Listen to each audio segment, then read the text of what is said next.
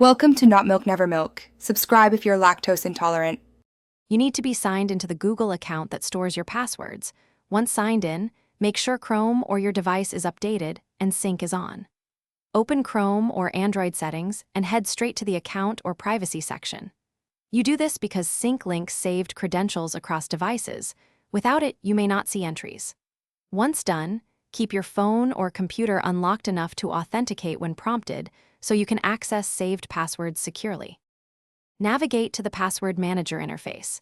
In Chrome, go to Settings, then Autofill, then Passwords. On Android, open Google Account Settings and find Security right arrow Password Manager. You do this because the manager centralizes saved logins, shows sites, and controls autofill behavior.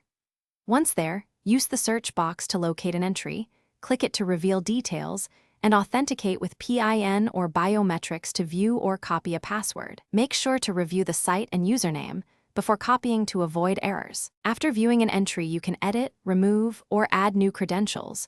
Do this to keep credentials current and secure. Enable autofill so Chrome or Android fills logins automatically. This saves time and prevents typing errors. If entries don't appear, make sure sync is active, then sign out and sign back into your Google account or restart Chrome and your device. This often forces resync.